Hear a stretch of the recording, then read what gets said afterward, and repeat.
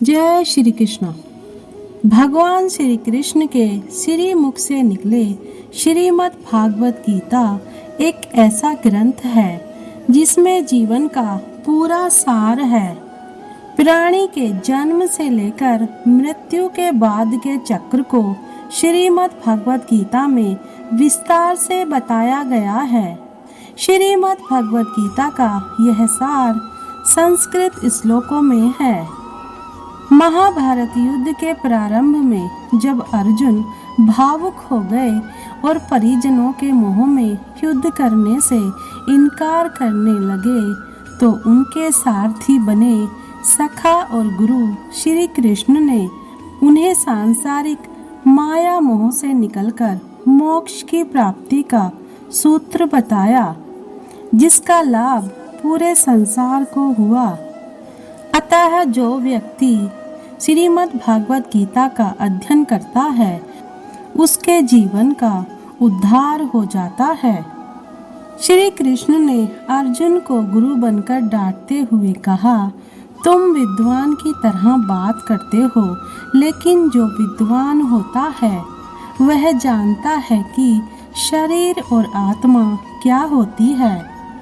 इस शरीर का जन्म होता है और जिसका जन्म हुआ है उसका अंत होना निश्चित है, लेकिन आत्मा कभी नहीं मरती, अर्थात आत्मा अमर होती है। शरीर बाल्यावस्था से तरुणावस्था और फिर वृद्धावस्था में निरंतर अग्रसर होता रहता है और उसी प्रकार मृत्यु होने पर आत्मा दूसरे शरीर में चली जाती है।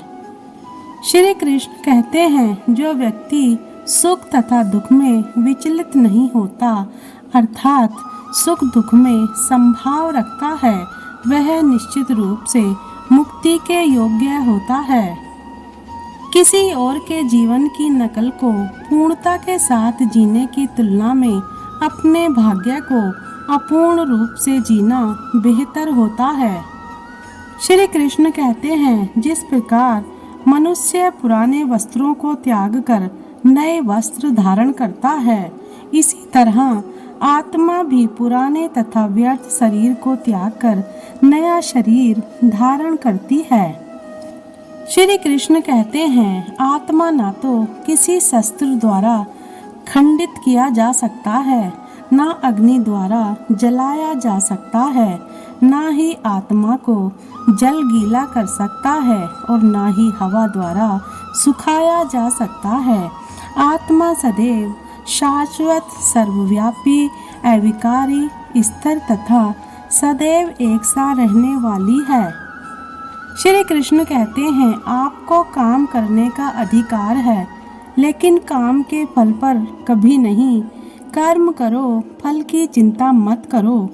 तुम ना तो कभी अपने आप को अपने कर्मों के फलों का कारण मानो और ना ही कभी कर्म ना करने में आसक्त हो जाओ, अर्थात हार जीत की परवाह किए बिना बस अपने कर्म को महत्व देते रहो। क्रोध से पूर्ण मोह उत्पन्न होता है और मोह से स्मरण शक्ति का विभग्र हो जाता है। जब स्मरण शक्ति भ्रमित हो जाती है तो बुद्धि नष्ट हो जाती है और बुद्धि नष्ट होने पर मनुष्य भवकूप में पुनः गिर जाता है। अपने सभी कार्यों को भगवान पर केंद्रित मन के साथ करें, आसक्ति का त्याग करें और सफलता और असफलता को एक समान नज़र से देखें। आध्यात्म का अर्थ है संभाव। श्री कृष्ण कहते हैं, तुम गुरु के पास जाकर सत्य को जानने का प्रयास करो, उनसे जिज्ञासा पूर्ण होकर विनती करो और उनकी सेवा करो। गुरु तुम्हें ज्ञान प्रदान कर सकते हैं, क्योंकि उन्होंने सत्य का दर्शन किया है। तुम्हारे हृदय में अज्ञानता के कारण जो संशय उठे हैं, उन्हें ज्ञान रूपी शास्त्र से काट डालो। श्री कृष्ण कहते हैं, जो भक्ति भाव से कर्म करता है, जो विशुद्ध आत्मा है और अपने मन तथा इंद्रियों को वश में रखता है, वह सभी को प्रिय होता है और सभी लोग उसे प्रिय होते हैं। ऐसा व्यक्ति कर्म करता हुआ भी कभी नहीं बंधता। जिसने मन को जीत लिया है उसके लिए मन सर्वश्रेष्ठ मित्र होता है, किंतु जो ऐसा नहीं कर पाया उसके लिए मन सबसे बड़ा शत्रु बन जाता है। श्री कृष्ण कहते हैं, जो ज़्यादा खाता है या बहुत कम खाता है, जो ज़्यादा सोता है अर्थात जो पर्याप्त नींद नहीं लेता, उसके योगी बनने की कोई संभावना नहीं होती। एक उपहार तब शुद्ध होता है जब वह दिल से सही व्यक्ति को सही समय पर और सही जगह पर दिया जाता है, और जब हम बदले में कुछ भी उम्मीद नहीं करते हैं।